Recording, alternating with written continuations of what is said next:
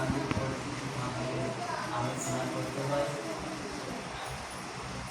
ঠাকুরের আলোচনা করতে হলে ভাষা জ্ঞানের প্রয়োজন আমার কিছুই নেই, শুধু তার করুণাস্ফীত হয়েছে বলে আজ সত্যি দাঁড়িয়েছি তারই কথা বলার জন্য। তিনি দয়া করে যা বলাবেন তাই বলা সম্ভব। যাই হোক, আজকে যিনি সৎসঙ্গের আয়োজন করেছেন মেরিন দাস এবং শুভঙ্কর দাস। মেরিন দাস ওনার পিতার অস্থি বিসর্জন করতে যাবেন, এই উদ্দেশ্যে সৎসঙ্গের আয়োজন করেছেন। আমরা পরম পিতার শ্রীচরণে প্রার্থনা জানিয়েছি উনি যেন মঙ্গলমত এই শুভ কার্য সম্পন্ন করতে পারেন। আমরা ঠাকুরকে বলেছি, ঠাকুর এবার পূর্ণ শক্তি নিয়ে এসেছেন। ঠাকুর এবার পূর্ণ শক্তি নিয়ে এসেছেন। ঠাকুর বললেন যে আমি এবার যা দিয়ে গেলাম 10,000 বছর কোনো অবতার শুধু আর আসতে হবে না। ঠাকুর এবার যা দিয়ে গেলেন, ঠাকুর কি দিলেন? ঠাকুর দিলেন আমাদেরকে এইবার নতুন অস্ত্র, যজন যাজন ইষ্টবিধি, তারপর দিলেন সুস্থির সদাতা। বললেন এই পঞ্চনীতি ব্যবহারে বুঝে দিকের অন্ধকার। এই পঞ্চনীতি যে বা যাহারা ঠিকভাবে পালন করতে পারছে তার জীবনে অন্ধকার আসতে পারে। ঠাকুরের বলা ঠাকুর এক জায়গায় ইষ্টবৃত্তি সম্বন্ধে বললেন যে নিখুঁত ইষ্টবৃত্তির ফলে মানুষ কালহীন হয়ে উঠতে পারে। নিখুঁত ইষ্টবৃত্তির ফলে এই ইষ্টবৃত্তির বিধান কিন্তু এইবার নতুন নয়, সেটা গীতায় বলা আছে। শ্রীকৃষ্ণ গীতায় বলেছেন যে আমাকে না দিয়ে লেখায় সে পাপ বক্ষণ করে। সেই ইষ্টবৃত্তি কথাই শ্রীকৃষ্ণ বলেছেন। তো এবার ঠাকুর আমাদেরকে এই অর্ঘ্যের মাধ্যমে আমরা ঠাকুরকে ভোগের জন্য নিবেদন করতে পারব। প্রতি প্রত্যুষে উঠে সর্বপ্রথম আমরা ঠাকুরকে নিবেদন করে তারপর আমরা অন্ন জল গ্রহণ করি। কত সৌভাগ্যবান! বহু জনমের স্বীকৃতির ফলে আমরা পুরুষোত্তমের চরণাশ্রিত হয়েছি। কত জনমের স্বীকৃতির ফলে সেই পুরুষোত্তমের চরণে আশ্রিত হয়েছে।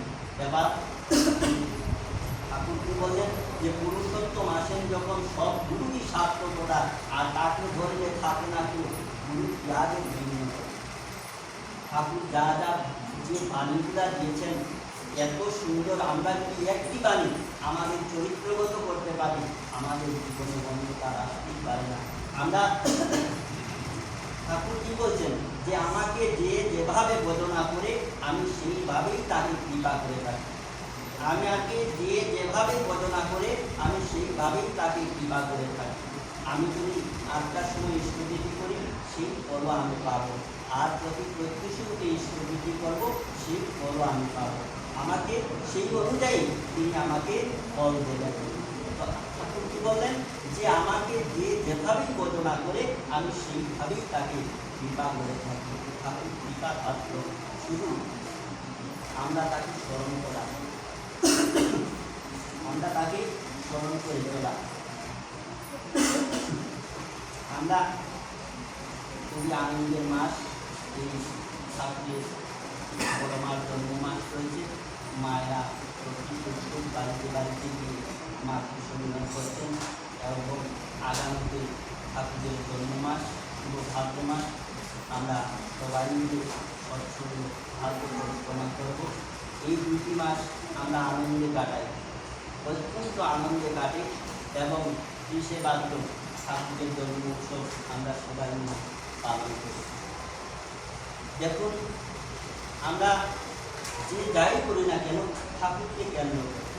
এই যে ঠাকুরের বাড়িটা তৈরি হয়েছে, ঠাকুরের কৃপা তো আছেই, তৎসঙ্গে এই লক্ষ্মীপুর সার্কুলেশনের যত গুরু ভাই বোন আছেন এবং জনসাধারণ আছেন, সবার সহযোগিতায় কিন্তু এত সুন্দর মন্দিরখানা তৈরি হয়েছে।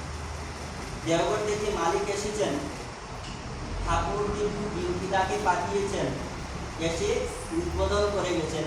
সেটা হলো প্রতিষ্ঠিত মন্দির। বিরোধিতা এসে উদ্বোধন করলেন আর চতুর্দিকে চেয়ে বললেন কি খুব সুন্দর হয়েছে মন্দিরটা। সেই কথা আমি সামনে দাঁড়িয়ে, আমি ওনার সামনে এই জায়গাতেই আমি ছিলাম, বিরোধিতার সামনেই ছিলাম, আমার সামনেই তিনি বলেছিলেন যে মন্দিরটা না খুব সুন্দর হয়েছে। আমি মৃত্যুর আগ মুহূর্ত পর্যন্ত সেই কথা কোনোদিনও বলব না। কত সুন্দর হয়েছে সেই কথা এখানেই দাঁড়িয়ে বলেছিলেন। যাই হোক দাদা এবং মায়েরা, আপনাদের সবার সহযোগিতায় এই সুন্দর মন্দিরখানা তৈরি হয়েছে, ঠাকুরের মন্দির তৈরি হয়েছে। এবং এই যে অনেক কাজ চলছে, এখন নতুন আনন্দবাজারের ভবন হচ্ছে, তারপর আমাদের প্রত্যেক বছর প্যান্ডেল করা হয়, অনেক টাকা খরচা হয়। তা আমাদের কমিটিবৃন্দ সবার সহযোগিতায় পার্মানেন্ট প্যান্ডেল করে নিলেন। আপনারা সবাই দেখছেন, মন্দিরে আসছেন, আপনারা দেখছেন। তো আমাদের বড় মার জন্মদিনে, জন্ম উৎসবের দিনে অনেক মায়েরা দাদেরা ওইখানে ফ্যান লাগানো হবে বলে প্রতিশ্রুতি সবাই করেছেন, ফ্যান দিবেন বলে অনেকেই প্রমিস করেছেন যে আমি একটা ফ্যান দেব।